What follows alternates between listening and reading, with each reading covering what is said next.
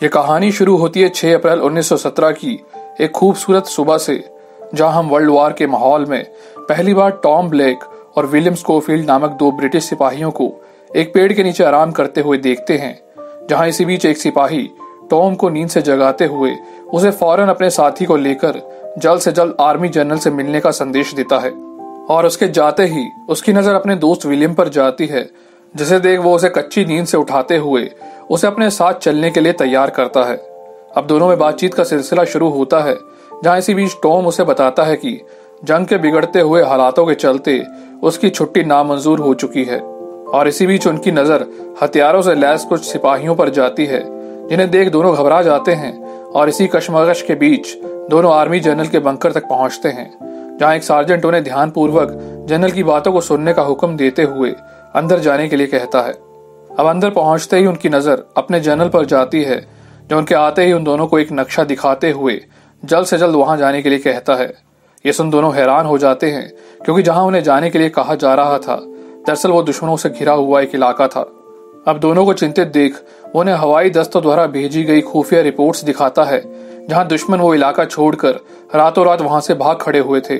साथ ही वो उन्हें वहां से 3 मील दूर जर्मन फौज द्वारा बनाई गई हिंडनबर्ग लाइन के बारे में बताता है, जहां दुश्मन की फौज भारी भरकम गोला बारूद के साथ उनकी फौज पर हमला करने के लिए तैयार बैठी थी। इतना कहकर वो उन्हें बताता है कि जर्मन्स ने उनकी टेलीग्राम लाइंस काट दी हैं, जिसके चलते वो अपने लोगों तक इस जानकारी को पहुंचाने में सक्षम नहीं है। और टॉम, जो नक्शे देखने में माहिर था, उसे वहां तक पहुंचने का शॉर्टकट बताते हुए उसे कर्नल मैकेंजी को ये संदेश देने की बात कहता है, जो कल सुबह होते ही अपने 1600 सिपाहियों के साथ हिंडनबर्ग लाइन पर हमला करने वाले हैं, जिनमें से एक टॉम का भाई जोसेफ भी शामिल है। ये सुनते ही दोनों को अब पूरी कहानी समझ में आती है, जहां दोनों को जरूरी हथियार और सामान देते हुए वहां से रुखसत किया जाता है। और हम देखते हैं कि दोनों एक पल का समय न गवाते हुए अपनी मंजिल की ओर भागना शुरू कर देते हैं, जहां भागते भागते वो उस बैरक के अंत तक पहुंचते हैं, जहां उनकी मुलाकात लेफ्टिनेंट लेस्ली से होती है, जिसे वो जनरल का संदेश देते हुए उन्हें शॉर्टकट बताने के लिए कहते हैं। अब ये सुनते ही लेस्ली गुस्से से भर जाता है, क्योंकि 2 दिन पहले ही उसने अपने 3 साथियों को उसी रास्ते पर दुश्मन के साथ हुई गोलाबारी में खो दिया था। लेकिन जनरल के ऑर्डर के आगे वो एक कड़वा सा घूंट पी कर रह जाता है, जिसके चलते मजबूरन वो उन दोनों को उस रास्ते की तरफ ले चलता है,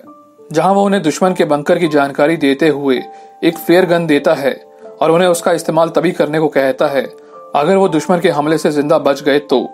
अब दोनों उसकी ये बातें सुन घबराते हुए खुद को तैयार करते हैं और डरते हुए सीढ़ी पर चढ़ना शुरू करते हैं, जहां इसी बीच विलियम अपने घबराए हुए दोस्त को हौसला देते हुए नजर आता है। और इस तरह हम उन्हें एक अनजाने सफर पर कूच करते हुए देखते हैं, जो दिल दहला देने वाले मंजर के बीचों बीच से होते हुए एक के बाद एक मुश्किल को पार करना शुरू करते हैं। जहां इसी बीच विलियम का एक हाथ भी जख्मी हो जाता है, लेकिन इसकी परवाह न करते हुए वो अपने दोस्त के साथ आगे बढ़ता जाता है।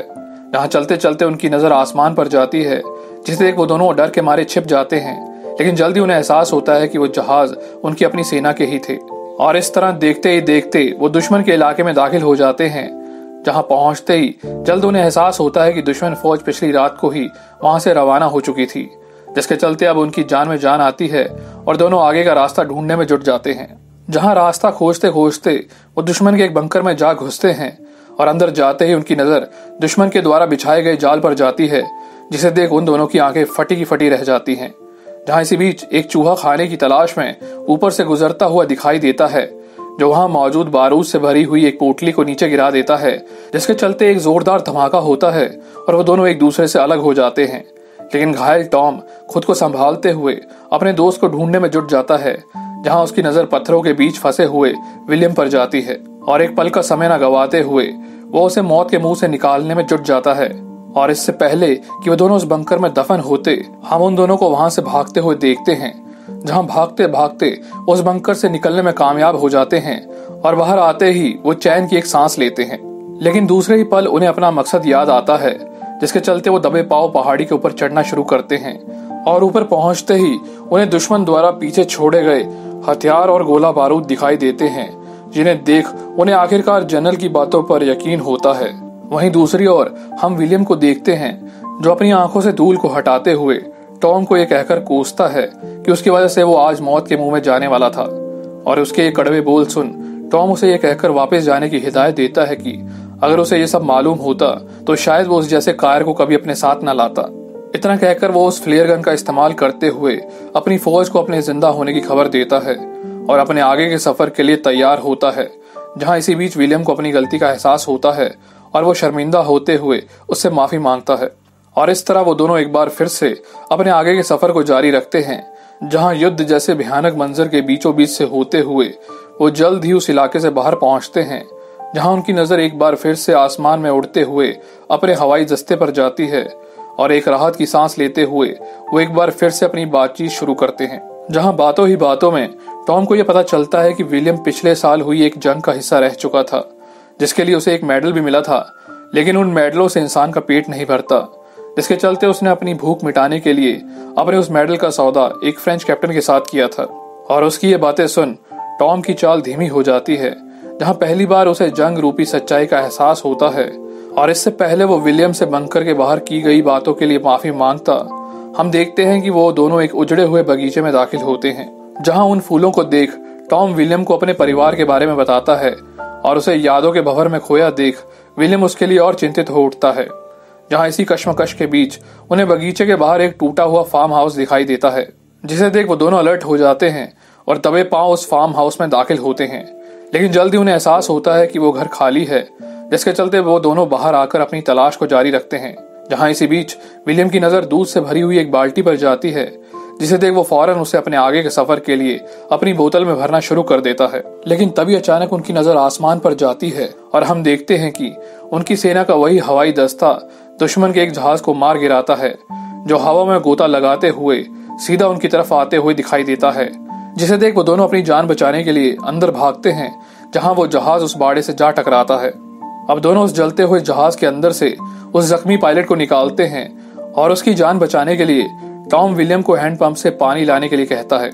अब उसकी बातें सुनकर जैसे वो पानी लेने जाता है कि तभी अचानक उसे एक चिल्लाने की आवाज सुनाई देती है और हम देखते हैं कि वो जख्मी पायलट अपनी जान बचाने के लिए टॉम पर हमला कर देता है, जहां विलियम एक पल की देर न करते हुए उस पर ताबड़तोड़ फायरिंग करते हुए उसे मार गिराता है। और इसी बीच उसकी नजर टॉम पर जाती है, जो चाकू लगने की वजह से बुरी तरह से जख्मी हो चुका था। और उसे घायल देख विलियम उसकी जान बचाने की कोशिश करता है,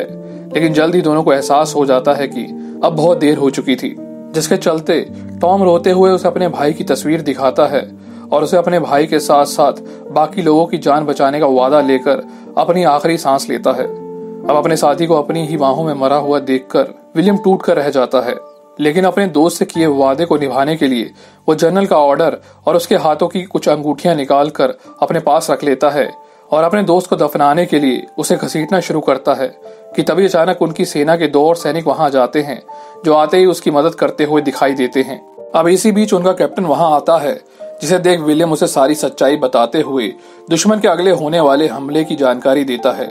जिसे सुन कैप्टन उसे फौरन अपने साथ आने को कहता है, जहां वो उसे बताता है कि उसकी टुकड़ी भी उसी ओर जा रही है, लेकिन पेड़ गिरने की वजह से उन्हें वहां रुकना पड़ा और उसकी मदद के लिए वो उसे अपने दस्ते में शामिल होने के लिए कहता है। और इस तरह एक बार फिर से उसका सफर शुरू होता है, जहां उसकी नजर पीछे छूटती हुई टॉम की यादों पर जाती है, जिन्हें एक भारी मन के साथ वो अलविदा कहता है। अब कुछ देर बाद उनकी गाड़ियां एक बार फिर से रुक जाती हैं, जिसे देख विलियम घबराते हुए नीचे उतरता है, जहां उसकी नजर टूटे हुए एक ब्रिज पर जाती है। और इसी बीच वो कैप्टन वहां आकर उसे बताता है कि ब्रिज टूटा हुआ होने के कारण अब उन्हें 6 मील घूमकर आना पड़ेगा। ये सुन विलियम अकेले जाने का फैसला करते हुए कैप्टन से अलविदा लेता है और इस तरह हम उसे एक बार फिर से अकेला होते हुए देखते हैं, जहां उस ब्रिज को पार करने के दौरान एक स्नाइपर उस पर हमला कर देता है, लेकिन खुद को बचाते हुए विलियम उसकी लोकेशन ढूंढने में कामयाब हो जाता है और चुपके से उस बिल्डिंग में दाखिल होते हुए उस कमरे को खोलता है कि तभी अचानक वो दोनों एक दूसरे पर हमला कर देते हैं और हम विलियम को नीचे गिरते हुए देखते हैं। अब कुछ देर बाद विलियम को होश आता है, जहां उसकी नजर उस मरे हुए सैनिक पर जाती है और बेहोशी की हालत में वो उस बिल्डिंग से बाहर निकलता है, जहां बाहर आते ही उस पर गोलियां चलना शुरू हो जाती हैं और अपनी जान बचाने के लिए वो उस उजड़े हुए शहर के बीचों बीच भागना शुरू कर देता है, जहां भागते भागते वो एक जलती हुई इमारत तक पहुंचता है, जहां उसका सामना एक और जर्मन सिपाही से होता है, जो उसे देखते ही उसे मारने के लिए टूट पड़ता है। लेकिन घायल विलियम किसी तरह अपनी जान बचाते हुए एक अंडरग्राउंड कमरे में जा छिपता है, जहां उसकी मुलाकात एक फ्रेंच लड़की से होती है जो अपनी जान बचाने के लिए वहां कई दिनों से छुपकर रह रही थी। और इसी बीच उसे एक बच्चे की रोने की आवाज सुनाई देती है, जिसे सुनते ही वो लड़की फौरन उसे चुप कराने के लिए उसे अपनी गोद में उठा लेती है। अब उन दोनों को भूखा देख विलियम उन्हें अपना खाने पीने का सामान देता है, जिसे देख वो लड़की उसे बताती है कि उस बच्चे के माँ बाप हमले में मारे जा चुके हैं और वो बच्चा पिछले कई दिनों से भूखा है। ये सुनते विलियम उस दूध से भरी हुई बोतल को निकालता है, जिसे देख लड़की खुशी से भर जाती है और नम आंखों से उसका धन्यवाद करती है। जहां पहली बार विलियम को उस जंग भरे माहौल में उस खुदा के होने का एहसास होता है, लेकिन तभी अचानक उसे शहर के घंटाघर से सुबह होने की घंटियों का शोर सुनाई देता है, जिसे सुनते उसे अपना मकसद याद आता है और अपनी नम आंखों से उनसे अलविदा लेते हुए वो उस घर से बाहर निकलता है। जहां रास्ता ढूंढने के लिए वो इधर उधर भागना शुरू करता है, जिसके चलते उसका सामना एक बार फिर से दुश्मन की गोलियों से होता है। लेकिन वो कहावत है ना, जाखो राखे साइयां मार सके ना कोई, जिसके चलते वो अपनी जान की परवाह न करते हुए एक ब्रिज से कूद जाता है और सीधा नीचे बहती हुई एक नदी में जा गिरता है, जहां नदी का बहाव इतना तेज होता है कि उसे कई मीलों दूर तक बहाते हुए ले जाती है। अब कुछ देर बाद नदी का बहाव शांत होता है और विलियम एक टूटे हुए पेड़ की टहनी का सहारा लेकर खुद को बचाने की कोशिश करता है। जहां इसी बीच उसे नदी में वही फूल दिखाई देते हैं जिन्हें देख उसका साथी टॉम भावुक हो गया था, और उन्हें देखते ही एक बार फिर से उसकी जान में जान आती है। जहां वो अपनी पूरी ताकत लगाते हुए उस नदी के किनारे पहुंचने में कामयाब हो जाता है, लेकिन वहां पहुंचते ही उसे एहसास होता है कि वो रास्ता भटक चुका है और उसकी इस बेवकूफी के चलते अब हजारों की जानें चली जाएंगी। लेकिन तभी उसे किसी तरह की आवाज सुनाई देती है, जहां वो उस आवाज का पीछा करते हुए उस जंगल के बीचों बीच पहुंचता है, जहां ब्रिटिश आर्मी का एक दस्ता जंग पर जाने से पहले खुदा की इबादत कर रहा था। जिसे सुन विलियम भी दुखी मन से उस प्रेयर को सुनने के लिए उन लोगों के साथ बैठ जाता है। अब प्रेयर खत्म होते ही उन जवानों की नजर उस पर जाती है, जहां विलियम उन्हें सारी सच्चाई बताते हुए दुश्मन के हमले के बारे में जानकारी देता है। जिसे सुन वो उसे बताते हैं कि ये वही आर्मी का दस्ता है जिसकी तलाश में वो भटक रहा था। और ये सुनते ही वो एक पल की देर न करते हुए कर्नल मैकेंजी को ढूंढने में जुट जाता है, जहां इसी बीच उसकी नजर सेना की उस पहली टुकड़ी पर जाती है जो हमला करने के लिए बिल्कुल तैयार बैठी थी। अब ये सब देख वो उनके कमांडर से हमला रोकने के लिए कहता है, लेकिन वो उसकी एक ना सुनते हुए उसे जल्द से जल्द कर्नल से बात करने की हिदायत देता है। अब अपने सामने अपने ही भाइयों को मौत के मुंह में जाता देख वो अपनी जान की परवाह न करते हुए खुले मैदान में आकर भागना शुरू कर देता है। जहां हम पहली बार एक ऐसी दौड़ देखते हैं जहां एक सैनिक अपने वतन के लिए मरने मारने के लिए भाग रहा था और एक सैनिक उसी जंग को रोकने के लिए। और हम देखते हैं कि इसी भागम भाग में विलियम आखिरकार उस कर्नल के ठिकाने तक पहुंचने में कामयाब हो जाता है, जहां वो उसे हमला रोकने के लिए जनरल द्वारा भेजा गया वो ऑर्डर दिखाता है, जिसे पढ़ते ही कर्नल तुरंत उस हमले को रोकने का हुक्म देता है। और इस तरह आखिरकार विलियम एक राहत की सांस लेता है। लेकिन बजाय उसका धन्यवाद करने के कर्नल उसे ये कहता है कि आज बेशक इस हमले को रोक दिया गया हो, लेकिन कल फिर एक नया ऑर्डर आएगा जहां वही जनरल उन्हें फिर से हमला करने के लिए कहेगा। और उसके मुंह से ऐसी बातें सुन विलियम चुपचाप उस सच्चाई को कबूलते हुए वहां से चल देता है। जहां बाहर आते ही एक कमांडर उसकी इस बहादुरी के लिए उसका धन्यवाद करता है और विलियम उससे जोसेफ के बारे में पूछता है, जिसे सुन वो उसे बताता है कि जोसेफ हमले में भेजी गई उस पहली टुकड़ी का मुखिया था। और ये सुन वो घबराते हुए घायल हुए सैनिकों के शिविर में पहुंचता है और जोसेफ को ढूंढने में जुट जाता है, लेकिन उसे वो कहीं दिखाई नहीं देता, जिसके चलते उसे यकीन होने लगता है कि हो ना हो वो शायद उस हमले में मारा गया है। कि तभी अचानक उसे अपने पीछे एक शख्स की आवाज सुनाई देती है जो हूबहू टॉम जैसी थी